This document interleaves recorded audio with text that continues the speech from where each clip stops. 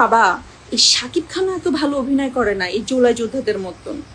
তারা অভিনয় করে আপনাদের বিশ্বাস নিয়ে, ইমোশন নিয়ে যেভাবে ছলনা করেছে আপনাদেরকে। আর কত নির্লজ্জতায় নিজেকে নিয়ে যাবেন মাহিয়া মাহি? তা নয়তো কি। সম্প্রতি জুলাই আন্দোলনকে ঘিরে করা তার বিভিন্ন মন্তব্যে যেন বেহায়াপনার অনন্য নজির স্থাপন করেছেন স্বৈরাচারের এই পদলেহনকারী। এবার জুলাইয়ের প্রথম শহীদ আবু সাঈদকে নিয়ে কটূক্তি করলেন, যা রীতিমতো ভাইরাল হয়েছে সামাজিক যোগাযোগ মাধ্যমে। যেন খুনি হাসিনার যোগ্য উত্তরসূরি হিসেবেই নিজেকে প্রমাণের চেষ্টা করছেন।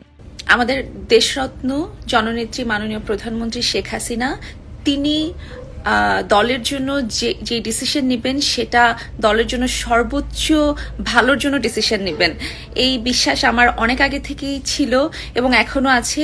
সম্প্রতি জুলাই গণঅভ্যুত্থান এবং জুলাই আন্দোলনকে ঘিরে একের পর এক মন্তব্য করে আবারও তীব্র সমালোচনার মুখে পড়েছেন চিত্রনায়িকা মাহিয়া মাহি। বিশেষ করে জুলাইয়ের শহীদ আবু সাঈদকে নিয়ে তার সাম্প্রতিক মন্তব্য সামাজিক যোগাযোগ মাধ্যমে ব্যাপক বিতর্কের জন্ম দিয়েছে।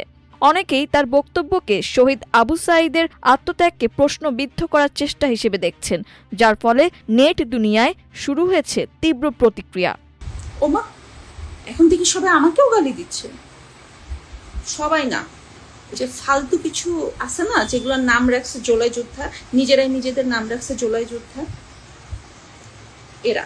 মাহিয়া মাহি প্রশ্ন তোলেন, আবু সাঈদের গায়ে যে গুলি লেগেছে তার কোনো প্রমাণ আছে কি? তার এই বক্তব্য প্রকাশ্যে আসার পর মুহূর্তে সেটি সামাজিক যোগাযোগ মাধ্যমে ছড়িয়ে পড়ে। অনেকেই এই মন্তব্যের সমালোচনা করে লিখেছেন, এমন একটি ঘটনা যার ভিডিও দেশ বিদেশে ছড়িয়ে পড়েছে এবং যা বর্তমানে আন্তর্জাতিক অপরাধ ট্রাইব্যুনালে বিচারাধীন, সেটি নিয়ে এভাবে প্রশ্ন তোলা সংবেদনশীলতার পরিচয় দেয় না। বাবা, এই শাকিব খানও এত ভালো অভিনয় করে না এই জুলাই যোদ্ধাদের মতন। তারা অভিনয় করে আপনাদের বিশ্বাস নিয়ে, ইমোশন নিয়ে যেভাবে ছলনা করেছে, আপনাদেরকে ঠকিয়েছে, আপনাদের স্কুল পড়ুয়া বাচ্চাদেরকে নিয়ে রাস্তায় মিছিল করেছে, মিছিল করতে যে নিজেরাই ওদেরকে মেরে নাম দিয়েছে ছাত্রলীগ মেরেছে, আওয়ামী লীগ মেরেছে, শেখ হাসিনা মেরেছে।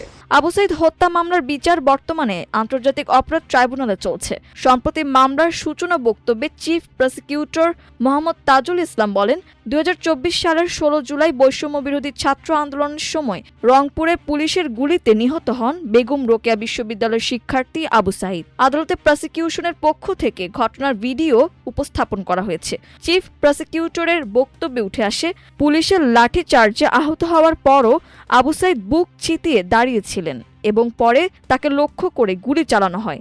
হাসপাতালে নেওয়ার পথেই তার মৃত্যু হয়। চোখের থেকে কাঠের চশমাটা সরান,